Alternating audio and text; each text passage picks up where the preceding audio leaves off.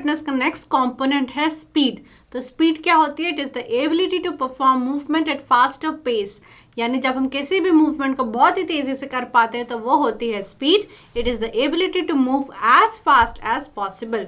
It is one of the most important component for sprinting and also required fast response in games and sports. तो हमारी जो speed होती है वो 4 type की होती है। पहला होता है reaction time. It is the time taken by the body to respond immediately after the stimulus. जैसे कि रेस होने वाली है और जैसे ही जो रेफरी है उसने विसल बजाई और मैंने जो यहाँ पे दौड़ना शुरू करा तो वो क्या हो जाएगा? Reaction time. रिएक्शन टाइम क्या होगा? द डिफरेंस बिटवीन उसने जैसे ही विसल बजाई और मैंने दौड़ना शुरू करा, उसमें कुछ सेकेंड्स का डिफरेंस होगा, तो वो क्या हो जाएगा? Reaction time. जैसे कि player start running as soon as the whistle is blown by the referee. Next होता है acceleration time. It is the time taken by the body to reach maximum speed. For example मुझे A से point सी तक जाना है, लेकिन जब मैं बीच में पॉइंट बी में आई तब मैंने अपनी हाईएस्ट स्पीड को अचीव कर लिया। तो ए से बी तक मुझे कितना टाइम लगा अपनी मैक्सिमम स्पीड को अचीव करने के लिए? वो हो जाएगा acceleration time. Speed of movement, point A से पॉइंट सी तक मुझे जाने में जितना भी टाइम लगा वो हो जाएगा मेरा speed of movement. It is the time taken by the body to perform complete action. और locomotor ability, it is the maintaining top speed for long duration with change in direction. मैं अपने top speed को, अपने maximum speed को कितने duration के लिए maintain कर सकती हूँ, वो हो जाएगा मेरा लोकोमोटर एबिलिटी। तो दोस्तों स्पीड को ट्रेन करने के लिए भी 2 मेथड होती है, एक्सेलरेशन रन ट्रेनिंग मेथड और पेस रन ट्रेनिंग मेथड। तो दोस्तों हमारी पहली स्पीड की ट्रेनिंग की मेथड क्या हो गई? Acceleration run training method. तो पहले आप इसको समझो, इससे पहले ये समझो कि हमें पॉइंट ए से पॉइंट सी तक जाना है। और एक्सेलरेशन क्या होती है? अभी हमने पढ़ा कि जब हम अपनी टॉप स्पीड को अचीव कर लेते हैं। तो समझो कि मैं पॉइंट ए से निकली थी और पॉइंट बी तक आते आते मैंने अपनी टॉप स्पीड को अचीव कर लिया। तो ए और बी के बीच में जो डिस्टेंस है वो मेरा क्या हो जाएगा? एक्सेलरेशन जोन हो जाएगा। तो इस एक्सेलरेशन जोन को डेवलप करने के लिए मैं एक्सेलरेशन रन ट्रेनिंग मेथड को अपनाती हूँ। All right, acceleration is the capacity to attain maximum speed in minimum time. This method is used to develop the acceleration zone in races. ठीक है, अब जैसे ही एथलीट भागने लगा वैसे ही तो वो अपनी टॉप स्पीड में नहीं आएगा, थोड़ी देर भागेगा और कुछ डिस्टेंस पे जाके अपनी टॉप स्पीड को अटेन करेगा। तो वो एक्सेलरेशन जोन जो होता है, जब उसने भागना शुरू करा था और जब उसने अपने टॉप स्पीड को अचीव कर लिया, तो वो एक्सेलरेशन जोन को डेवलप करती है हमारी acceleration run training method. This training is perform from the stationary position. तो यहाँ पे हम स्पीड मेंटेन करते हैं 90 to 100% of the ability. Distance cover करते हैं 20 to 30 meter in 4 to 6 seconds. इस एक्टिविटी को हम रिपीट करते हैं 5 to 10 टाइम्स। इसमें हम रिकवरी पीरियड यानी रेस्ट देते हैं 2 to 5 मिनट्स का और प्रॉपर वार्म अप देते हैं। ऑल राइट, समझ में आ गया? इसमें हम एक्सेलरेशन जोन को डेवलप करने की कोशिश करते हैं। नेक्स्ट होती है हमारी pace run training method. Pace का मतलब ही है कि हम एक स्टेबल स्पीड को मेंटेन करने की कोशिश करते हैं। Pace is setting a stable speed which is very important part of race. तो यहाँ पे हम ट्रेडमिल का यूज़ करते हैं। ट्रेडमिल पे हम एक पर्टिकुलर स्पीड को मेंटेन कर पाते हैं। In this method the stable pace और constant speed is maintained approximately 800 metre distance through various ways like continuous feedback by coach during running, like coach calls runner up, speed up more or slow down.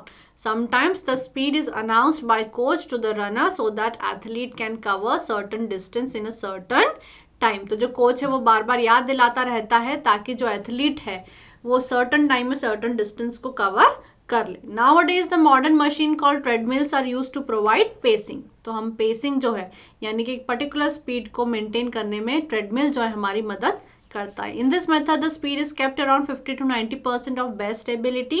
Distance can vary from 200 to 800 meter. This method develops anaerobic endurance for longer duration, thus constant pace can be achieved. और इस method को हम 3 से 4 बार करते हैं एक week में।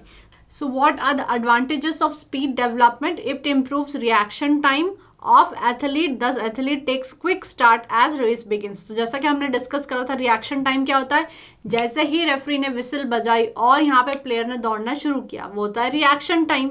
ठीक है, तो उसको डेवलप करने में मदद करता है। Develops acceleration ability, thus it helps athlete to reach maximum speed in the beginning.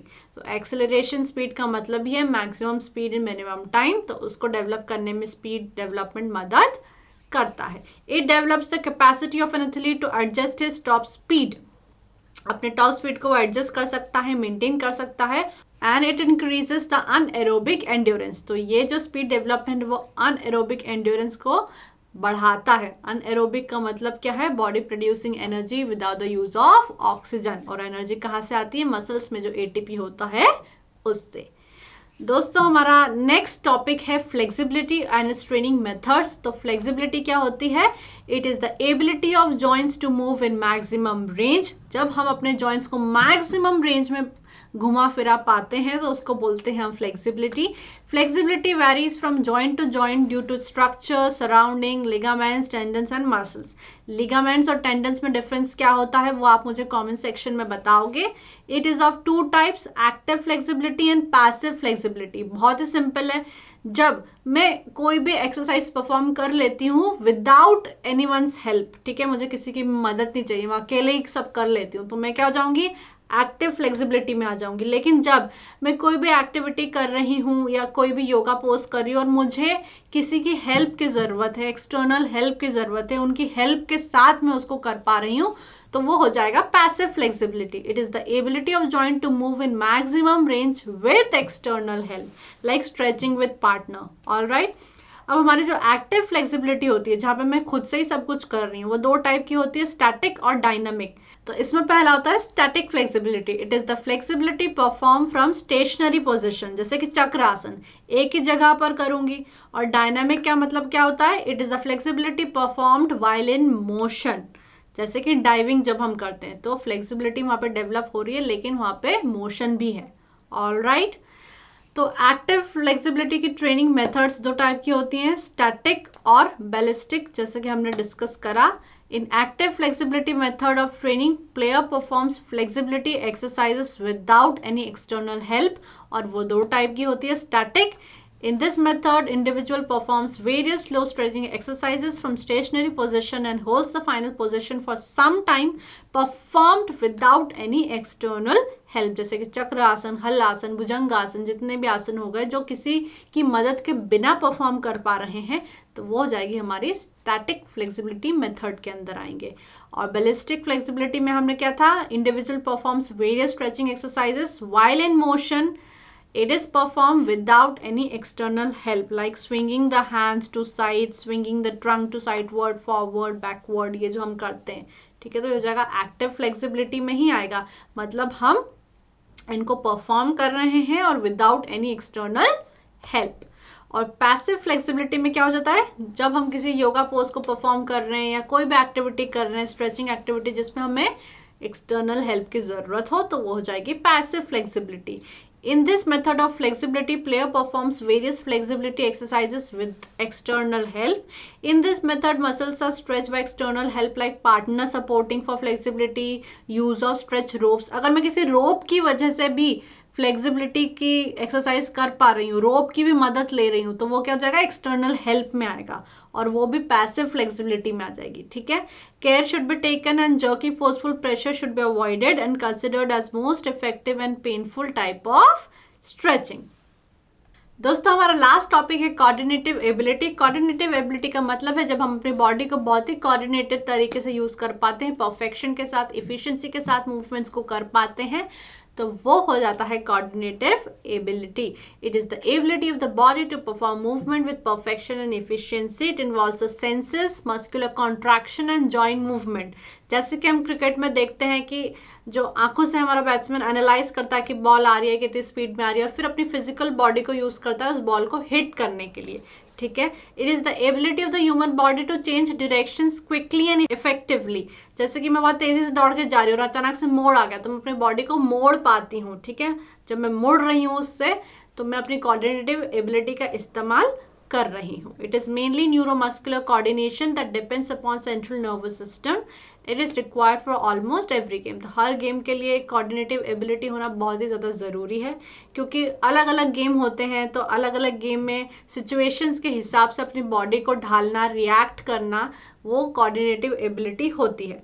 पहला है adaptive ability. It enables modification of motor activity on the basis of comparison or anticipation of new or changing condition. यानी situations के हिसाब से अपनी body को adapt करना आ जाता है अडेप्टिव एबिलिटी में. बैलेंस एबिलिटी का क्या मतलब है? योगा पोजेस करते हैं तो वहाँ पे हमको बैलेंस की ज़रूरत होती है. It is the ability to keep body in stable position. Combination ability, जब हम पार्शियल मूवमेंट्स को पुट करते हैं together to create more complex movement, तो वो जाएगी हमारी combination ability. It is the ability to put partial movements together into more complex movement. Kinesthetic ability, ability to use the physical body skillfully and to take in knowledge through bodily sensation.